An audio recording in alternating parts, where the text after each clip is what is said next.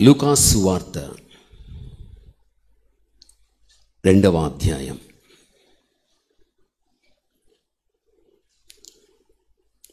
1వ వచనం నుండి నేను చదువుతాను.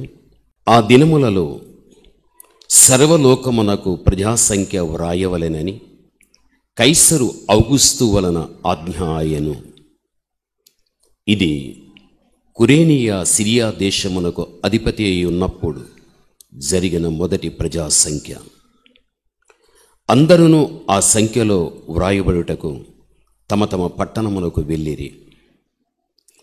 యోసేపు దావీదు వంశములోను గోత్రములోను పుట్టినవాడు గనుక తనకు భార్యగా ప్రదానము చేయబడి గర్భవతి అయ్యుండిన మరియతో కూడా ఆ సంఖ్యలో వ్రాయబడుటకు గలిలయలోని నజరేతు నుండి యూదయలోని బెత్లెహేమనబడిన దావీదు ఊరికి వెళ్ళెను. ఇక్కడ వాక్య భాగములో చూడగలిగినట్లయితే ఒక ఇద్దరు ప్రవక్తలు మనకు కనిపిస్తున్నారు. ఒకరు యెషయా, రెండో వ్యక్తి మీకా. ఈ ఇద్దరి యొక్క ప్రవక్తలు ఎలా ఉన్నాయి అంటే, ఒక ప్రవక్త ప్రవచించిన ప్రవచనం మరో ప్రవక్త ప్రవచించాడు. ఆ ప్రవచనానికి ఈ ప్రవచనానికి పోలికలు చాలా దగ్గరగా ఉంటున్నాయి. వారు ఏమని ప్రవచించగలిగారు? అసలు ఆ ప్రవచనం ఎవరి కోసం?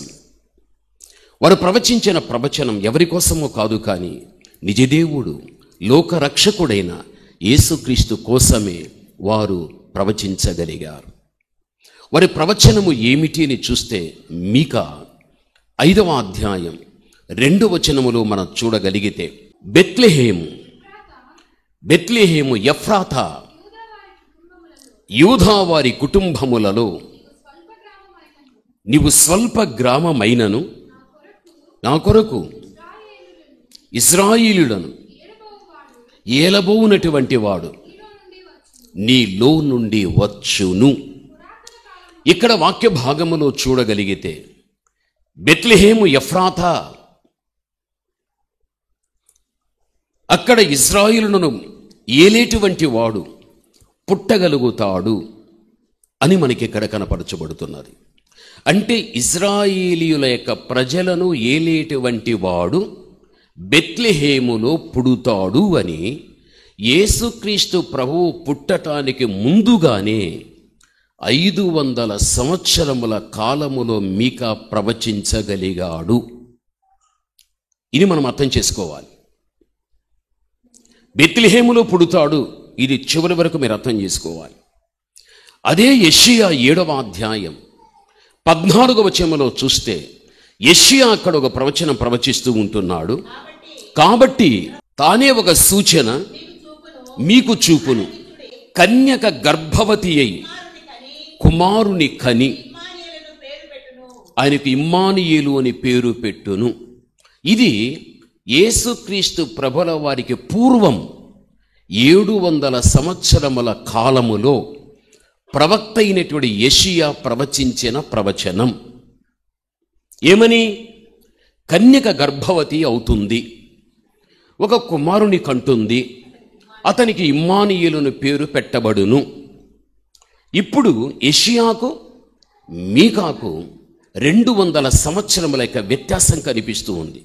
క్రీస్తుకు పూర్వం అతడు 700, ఇతడు క్రీస్తుకు పూర్వం 500.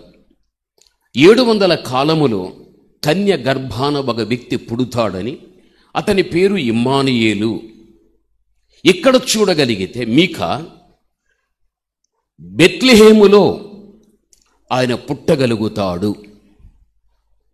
ఇక్కడ మీరు అర్థం చేసుకోవాలి, యేసు ప్రభువు ఎక్కడ పుడతాడు? బెత్లెహేములో పుడుతాడు. అయితే ఈ ప్రవచనము తప్పనిసరిగా నెరవేరాలి. ప్రవచనము ఒకవేళ నెరవేర్పులోనికి రాకపోతే ప్రవచనం తప్పు.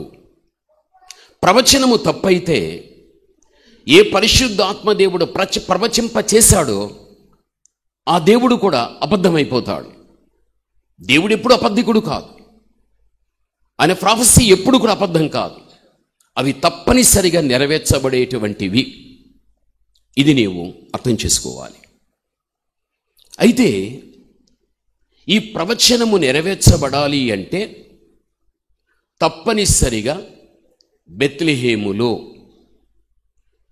ఒక స్త్రీ తప్పనిసరిగా యేసుక్రీస్తు ప్రభువుకు జన్మ ఇవ్వాలి.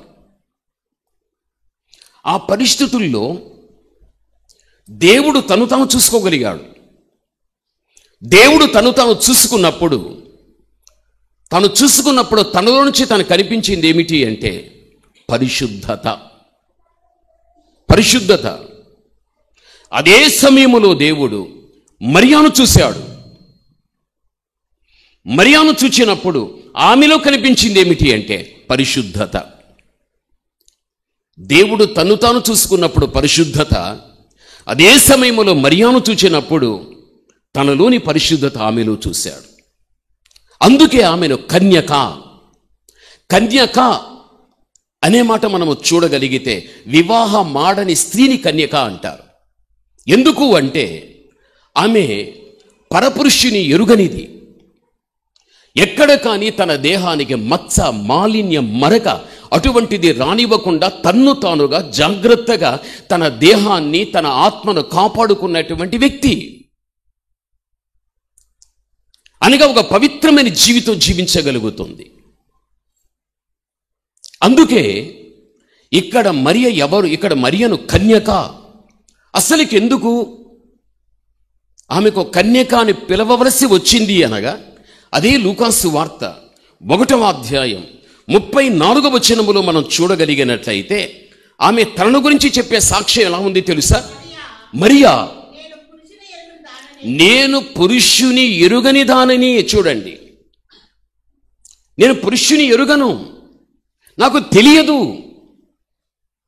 ఒకవేళ నేను దావీదు యొక్క వంశమునకు సంబంధించినటువంటి యోసేపుకు నేను ప్రధానము చేయబడినప్పటికీ కూడా వివాహం కాలేదు, ఇంకా భార్యగా కాల, అతని భర్తగా పుచ్చుకోలా, ఎక్కడ కానీ మా మధ్యన సహజీవనం అనేది మాకు దగ్గర జరగలేదు. అసలుకి నేను పురుషుని ఎరుగని దానిని ఆ మాట తన నోట చెప్పగలిగింది అంటే ఆమె కన్యక. ఆమె కన్యక అంటే ఆమె పరిశుద్ధురాలు. ఆమె పరిశుద్ధురాలు అంటే దైవత్వంలో ఎంత పరిశుద్ధత అయితే ఉన్నదో సమమైన పరిశుద్ధత మరియా జీవితంలో ఉండిపోయాది. మరియా జీవించిన కాలములో ఆమెలో ఉన్న పరిశుద్ధత ఆమె చుట్టూ ఉన్న ప్రజల దగ్గర, స్త్రీల దగ్గర కానీ, ఆమె ఎంతమంది స్త్రీల దగ్గర ఉండినా, ఎంతమంది స్త్రీలు ఈమె దగ్గర ఉండినా వారిలో లేని పరిశుద్ధత ఈమెలోనే దేవుని కనిపించింది. కాబట్టి దేవుడు ఆమెనే ఏర్పరచుకోగలిగాడు. దైవత్వపు యొక్క గుణములలో ఒకటై ఉన్నదే పరిశుద్ధత. అది ఆమెలో దేవుడు చూశాడు. ఆమెను చూశాడు దేవుడు.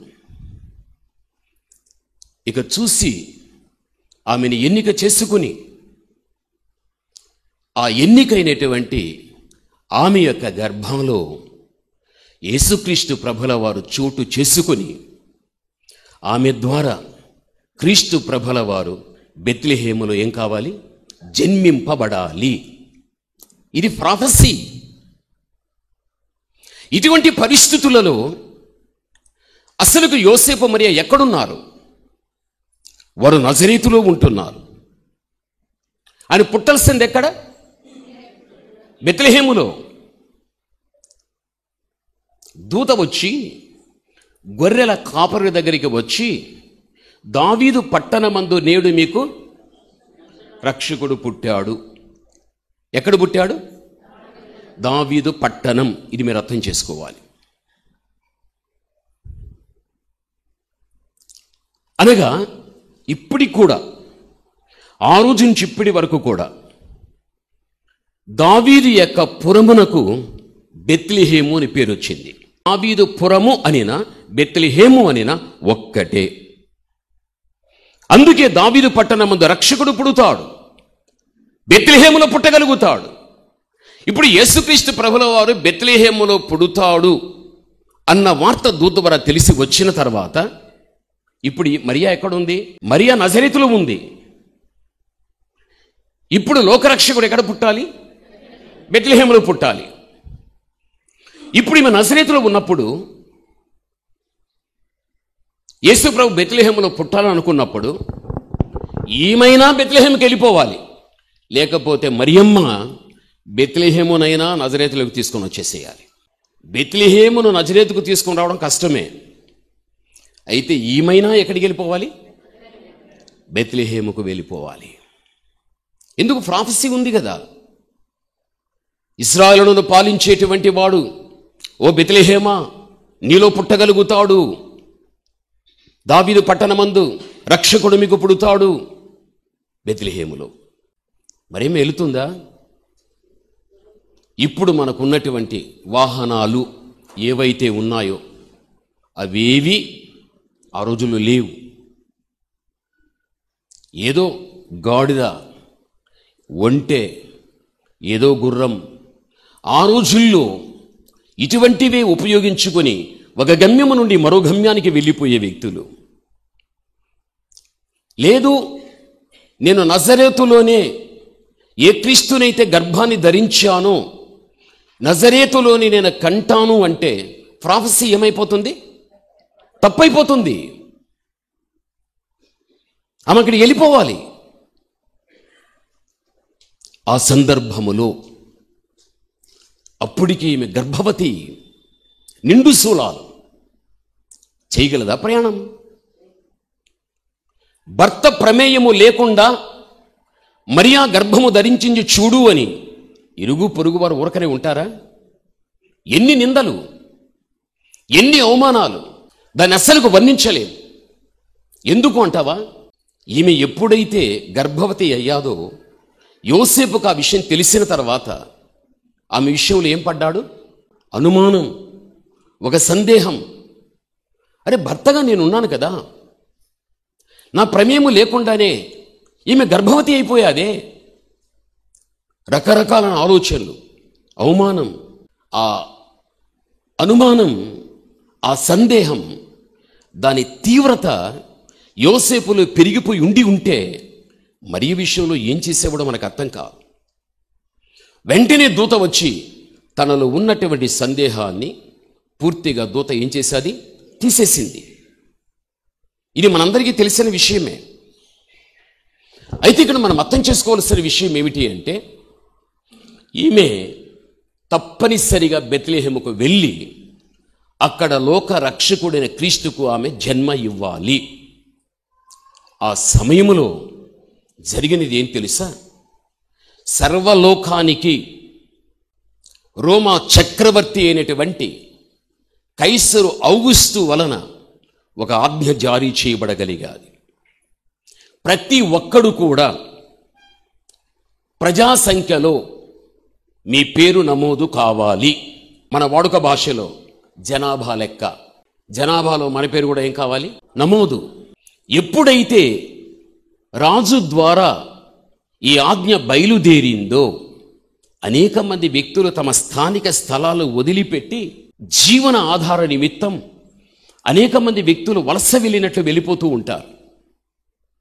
ఇప్పుడు మనం గ్రహించాలి అంటే మన ప్రాంతాల్లోనే సమీపాన ఏదైనా బెంగళూరు కానీ లేక చెన్నై కానీ మనమున్న స్థలములో మనం పోషించుకోవడానికి అవకాశాలు లేనప్పుడు సమీప పట్టణాలు ఉంటే గన మన స్థానిక స్థలాన్ని వదిలిపెట్టి బ్రతుకు తీరువ కోసం బయట వెళ్ళిపోతాం. ఆ సమయంలో ఓటర్ లిస్టు తీస్తున్నారయ్యా, పేరు నమోదు కావాలి అని ఇక్కడ ఉన్న మీ బంధువులు అక్కడ ఉన్నట్టు మీకు చెప్పగలిగితే మీరందరూ ఆ ప్రాంతాన్ని వదిలిపెట్టి మీ సొంత ప్రాంతానికి వచ్చి ఓటర్ లిస్టులో మీ పేరు నమోదు చేసుకుంటారా? చేసుకోరా? చేసుకోగలుగుతాం. అదేవిధంగానే ఆ రోజు కూడా అదే పరిస్థితి వచ్చింది. ప్రజా సంఖ్యలో మీ పేరు నమోదు చేసుకోవాలి. అది కైసరు ఔగుస్తు వలన ఆజ్ఞ కాగలిగారు. సర్వలోకానికి ఆ రోజులు అతడు చక్రవర్తి. అతడు ఆ మాట ఆధారాన్ని బట్టి ఏమైంది అంటే మరియమ్మ కదిలింది, సర్వలోకము కదిలింది. ఆమె కదలకపోతే లోకము కదలదు. ఆమె కదలకపోతే లోకము కదలదు.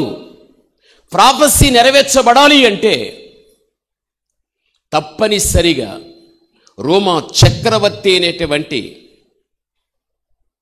కైసరు ద్వారా ఈ ఆజ్ఞ రావడం ఆమె కదలడం, సర్వలోకములో ఉన్న ప్రజలందరూ కూడా కదిలి వారి వారి ప్రాంతాలకు వెళ్ళడం, వారి పేర్లను నమోదు చేసుకోవడం జరగగలిగాది. చూడు, మరియ ఎంత గొప్పది. ఆమె కదిలింది, సర్వలోకాన్ని ఏం చేసింది? కదిలించింది.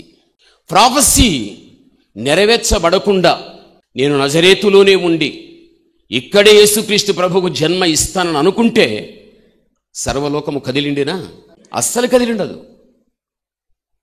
ఇది బైబిల్లో ఉన్న విషయం. ఇది కైసరు ఔగుస్తు అది రాగలిగాదంటే ఆమెను కదిలించి బెత్లెహేముకు పోనిచ్చి అక్కడ క్రీస్తుకు జన్మనిచ్చి ప్రాఫెసీ నెరవేరటానికి దేవుడు ఆ రోజున కైసరు ఔగుస్తు వలన ఆ రోజున ఆజ్ఞ బయలుదేరగలిగాది. కైసరు ఔగుస్తూనే లేకపోతే, ఆజ్ఞ తను జారీ చేయకపోతే ఎక్కడ వాళ్ళు అక్కడే ఉండాల్సి వచ్చిండు. మరియమ్మ బెత్లెహేముకు వచ్చే పని లేదు, అసలుకు లేదు. అందుకే ఆ ప్రవచనము నెరవేర్చబడటానికి రోమా చక్రవర్తి అయినటువంటి కైసరు ఔగుస్తు ద్వారా ప్రజా సంఖ్యలో ప్రతి ఒక్కరిది కూడా నమోదు కావాలి అని ఆజ్ఞ రాగా వెంటనేది విన్న తర్వాత ఈమె బెత్లెహేమునకు కదిలింపబడగలిగాది. ఎలా కదిలింపబడ్డది? అసలుకు యోసేపు ఎవరు? మీరు చదవగా మీరు వినగలిగారు. యోసేపు ఎవరో కాదు, దావీదు యొక్క వంశమునకు సంబంధించిన వాడు. ఇప్పుడే మీకు చెప్పాను, దావీదు యొక్క పురము ఏంగా పిలువబడింది? బెత్లెహేముగా పిలువబడగలిగాది. అది దావీదు గోత్రం. యోసేపు దావీదు యొక్క వంశానికి సంబంధించిన వాడు కాబట్టే తప్పనిసరిగా తన ప్రాంతానికి తను వెళ్ళిపోవాలి. బైబిల్ గ్రంథంలో చూడగలిగితే పురుష సంతానాన్ని గురించి వ్రాయబడి ఉంది. బైబిల్లో మీరు చూడండి, లూకాసు వార్త 3వ అధ్యాయం మీరు 23లో యేసు బోధింప మొదలు పెట్టినప్పుడు ఆయన దాదాపు 30 ఏండ్ల వీడుగలవాడు. ఆయన యోసేపు కుమారుడని ఎంచబడిన. యోసేపు హెలీకి, హెలీకు మత్తతుకు, మత్తతుకు లేవీకి, లేవీకి మిల్వీకి అనగా పురుషుల గురించి చెప్పబడి ఉంది. స్త్రీ సంతానమని ఉందా? లేదు. అదంతా చదవండి. స్త్రీ అనే పదమే అక్కడ కనబడదు. వీరికి వాడు పుట్టాడు, వానికి వీడు పుట్టాడు, వీనికి వాడు పుట్టాడు, ఇలాగే పురుషుదే వచ్చింది. అంటే దీన్ని బట్టి చూడగలిగితే మనమందరం పురుష సంతానం. యేసుక్రీస్తు ఒక్కడే స్త్రీ సంతానం. యేసుక్రీస్తు ఆయన ఒక్కడే స్త్రీ సంతానం. ఎందుకు ఆయన ఒక్కడే స్త్రీ సంతానము అని మనం చెప్పగలిగితే గాన ఈ మరియమ్మ పురుషుని యొక్క ప్రమేయము తీసుకుని క్రీస్తుని గర్భము ధరించి కని ఉంటే యేసుక్రీస్తు కూడా పురుష సంతానము చెప్పాలి మనం. మరియమ్మ ఎక్కడైనా కానీ పురుషుని ప్రమేయం తీసుకునిందా? గర్భము ధరించిందా? కనిందా? లేదు. అందుకే పురుష సంతానం కాదు యేసుక్రీస్తు. ఆయన స్త్రీ సంతానం. మీరు మళ్ళీ తర్వాత చదువుకోండి. మత్తయి 1:16, గలతీ 4:4 మళ్ళీ ఆ తర్వాత మీరు చదువుకోనండి. అందుకే ఆమె యందు,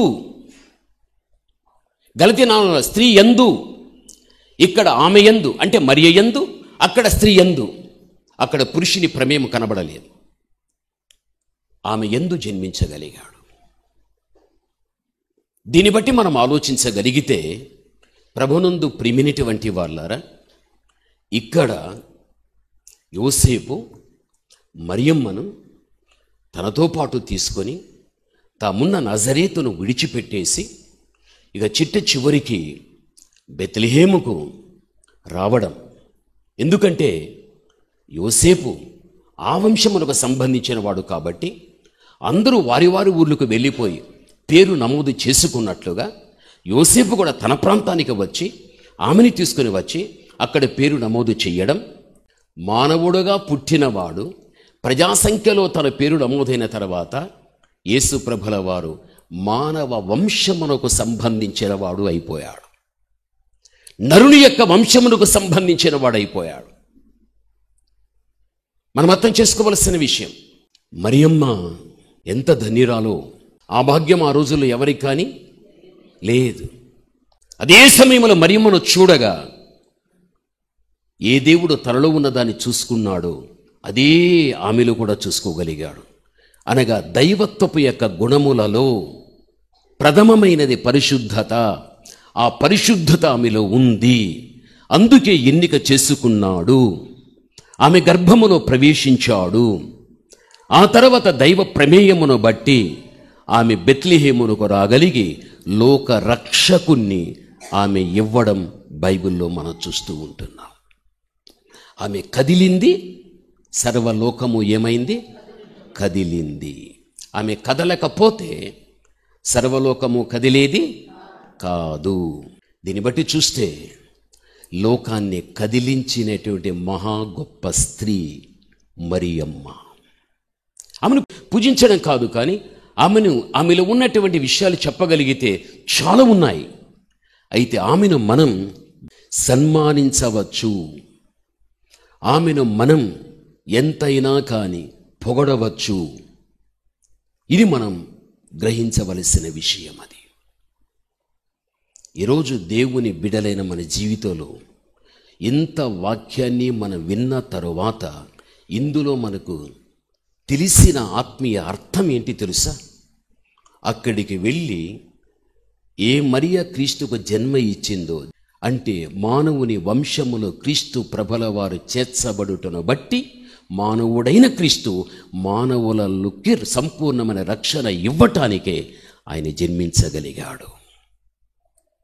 అందుకే ఆయన మన వంటి దీన శరీరాన్ని ధరించుకుని రాగలిగాడు. ఇది ఇందులో ఉన్న విషయం. ఇప్పుడు దీన్ని కాస్త మనం ఆత్మీయంగా ఆలోచించినట్లయితే చదువుకుందాం. కీర్తన భాగం 69వ అధ్యాయం 28వ వచనాన్ని చదువుకుందాం. జీవ గ్రంథములో నుండి వారి పేరును తుడిపిపెట్టుము, నీతిమంతుల పట్టీలో వారి పేర్లు వ్రాయకుము. జీవగ్రంథములో పేరు తుడిపెట్టేసేయి, నీతిమంతుల పట్టికలో వారి పేరు రాయద్దు. పేరు రాయద్దు, దాన్ని తీసేసేయి గ్రంథంలో నుండి. బైబిల్ అదే చెబుతూ ఉంది.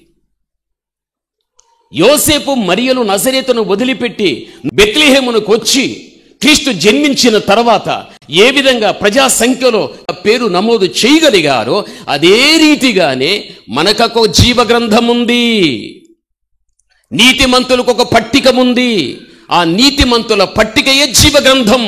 దాని పరలోకపు గ్రంథం అని చెప్పవచ్చు. అందులో మన పేరు కూడా నమోదు కావాలి. అది నీతిమంతుల పట్టిక, దాని జీవ గ్రంథము అంటారు. దానిలో నా పేరు, దానిలో నీ పేరు నమోదు కావాలి. నువ్వు నమోదు అయితే నీవు క్రీస్తు వంశావళిలోకి వెళ్ళిపోతావు. యేసుక్రీస్తు ప్రభుల వారి యొక్క పేరు ప్రజాసంఖ్యలో నమోదు కాగలిగింది కాబట్టి ఆయన ప్రజావంశంలోకి వచ్చేశాడు, మానవ వంశంలోనికి వచ్చేశాడు. ఆయన ఇచ్చిన రక్షణ మానవాళి పొందుకోవటానికి ప్రాణాన్ని త్యాగం చేసిన వ్యక్తి యేసుక్రీస్తు ప్రభుల వారు.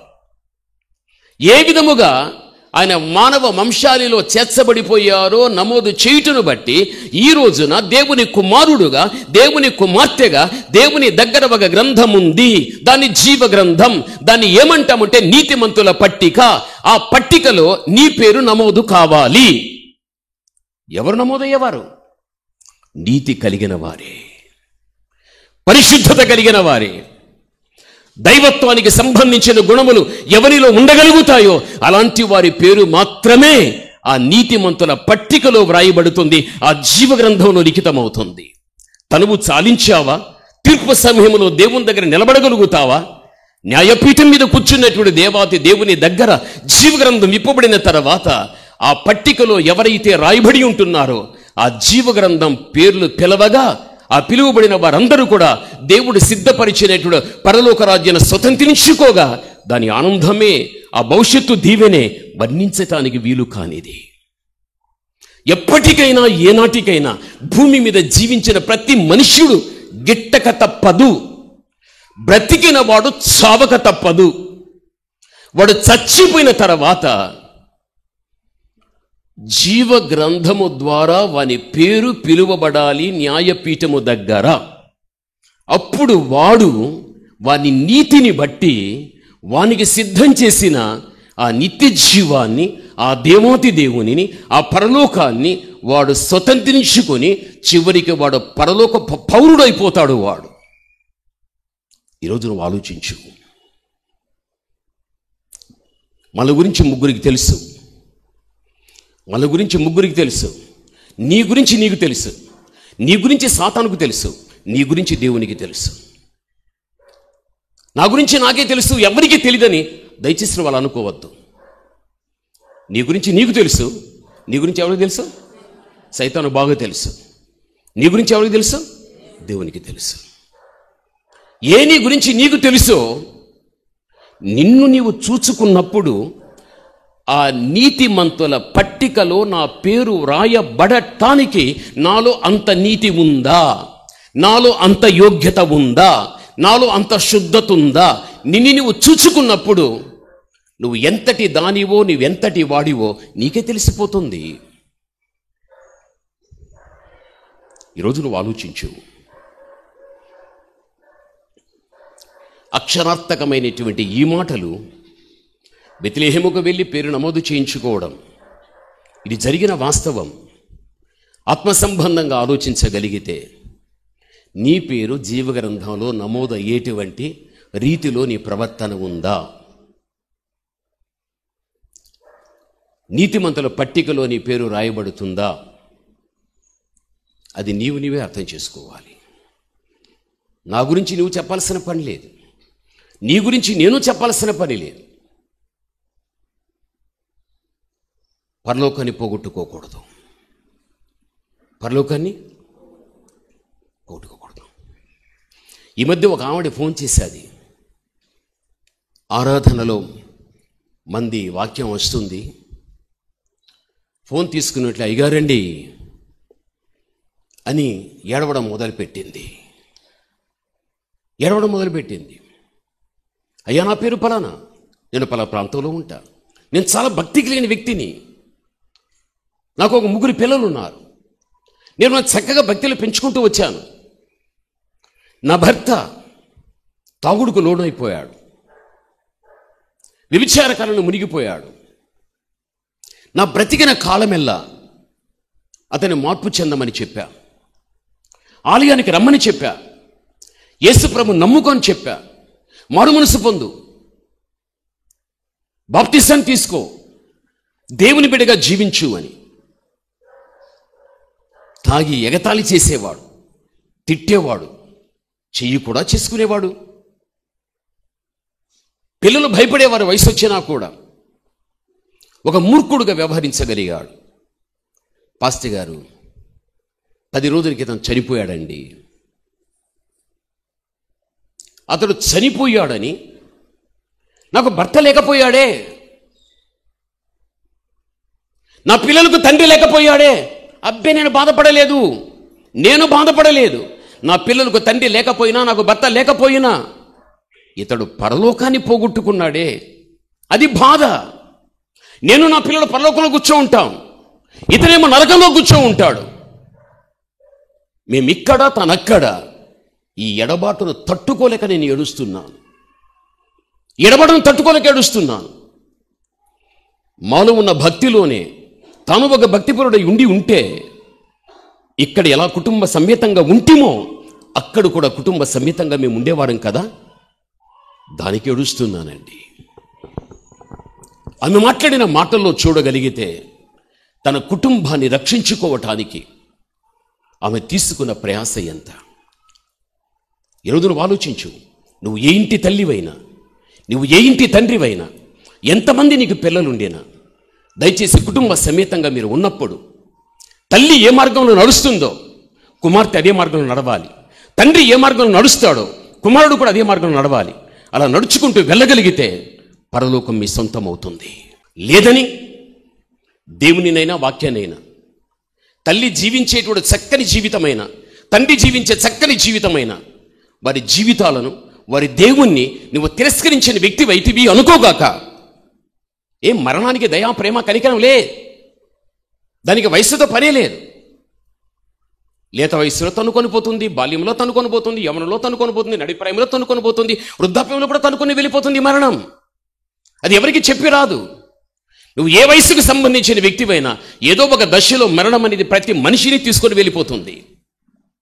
అలాంటి పరిస్థితి మనకు సంభవించేటువంటి పరిస్థితులలో నా తల్లి ఎంత యోగ్యురాలుగా ఉంది, నేను అంత యోగ్యురాలుగా ఉన్నానా? నా తండ్రి ఎంత యోగ్యుడిగా ఉన్నాడు, నేను అంత యోగ్యుడిగా నేను ఉంటున్నానా? అది లేదు అని తెలిసి వస్తే, మరణం అనేది నాకు సంప్రాప్తం అయితే, నా తల్లిదండ్రులు పరలోకంలో ఉంటారు, నేను పోయి నరకంలో ఉంటాను. ఇంత బ్రతికి నన్ను నేను ఎంత మోసం చేసుకుంటున్నాను.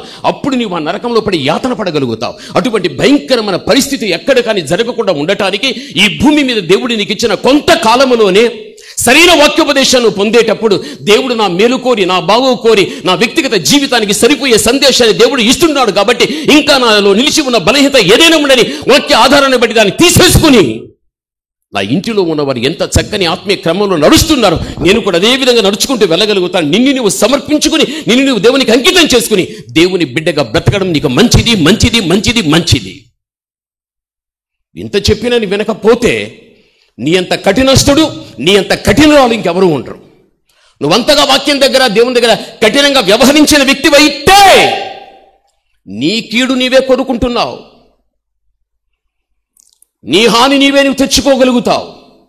బైబిల్ ఒక మాట చెబుతూ ఉన్నది, నీకు నీవుగా ఏ హాని చేసుకోవద్దు. నీకు నీవుగా హాని చేసుకుంటున్నావు అని దేవుడు దిగొచ్చి నీకు చెప్పడు. నీ తల్లి ద్వారా చెప్పిస్తాడు, నీ తండ్రి ద్వారా చెప్పిస్తాడు, ఇలాంటి సేవకుని ద్వారా చెప్పిస్తాడు. నీ బంధు వర్గములో నీ మీద ప్రేమ కలిగిన వారు, వారి ద్వారా దేవుడు చెప్పిస్తాడు. నువ్వేంటి నాకు చెప్పేది, నువ్వేంటి నన్ను హెచ్చరిక చేసేది, నోరు మూయి అని అంటివో నీ అంతకు నీవే ప్రమాదాన్ని తెచ్చుకుని ప్రమాదంలో ప్రయాణం చేస్తున్నావన్న మాట మరిచిపోవద్దు. పరిశుద్ధాత్మ దేవుడు మన వ్యక్తిగత జీవిత విషయంలో బాధ్యత కలిగి బ్రతికే ఈ కాలములో ఎలా బ్రతకాలో దేవుడు మన హెచ్చరిక చేస్తున్నాడు. నీ ఇష్టంగా నడవద్దు, నీ బుద్ధిని ఆధారం చేసుకుని నడవద్దు, ఎవడో చెప్పిన మాట విని వెళ్ళవద్దు. వాడు పనికి మాలిన వాడు. నీ తల్లి కంటే ఎవడు గొప్పోడు లేడు, నీ తండ్రి కంటే ఎవడు గొప్పోడు లేడు, నీ సేవకుని కంటే గొప్పోడు ఎవడు లేడు, నీ దేవుని కంటే గొప్పోడు ఎవడు లేడు. నీ దేవుని వదిలి, నీ తండ్రిని వదిలి, నీ తల్లిని వదిలిపెట్టి, నీ సేవకుని వదిలిపెట్టి ఎవడో పనికి మాలిన వాని మాట విని వాడిని ఫాలో అయ్యావనుకో, జీవితంలో ప్రమాదాన్ని తెచ్చిపెట్టుకోగలుగుతావు. ఇక నేను బుద్ధి తెచ్చుకుని జ్ఞానోదయం కలిగి ఒక సరైన దైవక్రమంలో నడవడం నేర్చుకో. ఇది క్రైస్తవ ధర్మం. ఇది నువ్వు నామకర్త క్రైస్తవురాలు కాదు. నువ్వెలా బ్రతకాలో, నువ్వెలా జీవించాలో ఇటువంటి గ్రంథాన్ని దేవుడు మనకిచ్చాడు, నీ ఇంటికి ఇచ్చాడు. ఈ గ్రంథానికి సాటి అయింది లోకములో ఏది కానీ లేదు, లేదు, లే. దీన్ని తిరస్కరించద్దు. ఎందరో తిరస్కరించారు, ఎందరో విమర్శించారు, ఎందరో చులకనగా చూశారు, ఎందరో దీన్ని తక్కువ చేశాడు. ఇది వరకు వాడు ఈ సృష్టిలో బాగుపడినట్లు చరిత్ర ఎక్కడ కనిపించదు. అందుకే నీ మీద దేవునికి ప్రేముండగోరి దైవావేశంతో నేను హెచ్చరిక చేస్తున్నాడు. ఎందుకు తెలుసా? హృదయం కఠినంగా ఉంటే దేవుడు కూడా కఠినంగానే మాట్లాడతాడు. మార్పు కోసం, నీ బాగు కోసం ఎంత వినినా పరివర్తన తెచ్చుకోవడానికి నువ్వు ప్రయత్నించు. ఎక్కడ కానీ జీవితంలో తొందరపడి సొంత నిర్ణయం తీసుకొని ఇప్పుడు ఉన్నట్టుగా ఎప్పుడు ఉంటుంది అని అనుకోవద్దు. అది నీ కల, నీ భ్రమ. ఒక రోజు నీ రెండు చేతులు నెత్తి పెట్టుకుని మూలన కుప్పగూలిపోయి ఎక్కెక్కి ఏడ్చుకునే పరిస్థితులు వస్తాయి. సమాధానం దొరకదు, శాంతి దొరకదు, సంతోషం దొరకదు, ఆదరణ దొరకదు, నెమ్మది దొరకదు. ఇక నీ జీవితం ఎలా ఉంటుందంటే అంత ఘోరం. అందుకే అటువంటి భయంకరమైనటువంటి పరిస్థితులను ఎదుర్కోకుండా నీ ఉండటానికి నీ మీద దేవునికి ఉన్న ప్రేమ కొలది.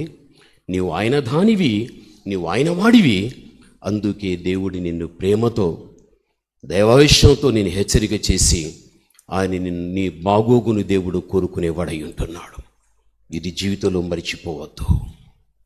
ప్రభునందు ప్రియమైనటువంటి వాళ్ళారా, నీ పేరు నీతిమంతుల పట్టికలో ఉండాలి. జీవగ్రంథము యొక్క గ్రంథంలో నీ పేరు రాయాలి. ఎవరి పేరు? నీతిగా బ్రతికిన వారు ఎవరో నీతిగా బ్రతికిన వారు ఎవరో వారి పేర్లే. యేసుక్రీస్తు ప్రభుల వారు కూడా ఈ భూమి మీద నువ్వు భారతదేశంలో ప్రభుత్వ యొక్క లెక్కలో నీ పేరు చేర్చబడగలిగితే నువ్వు భారత పౌరుడు అవుతావు, లేకపోతే కావు. దీంతో సంబంధం లేదు ఈ దేశంతో నీకు.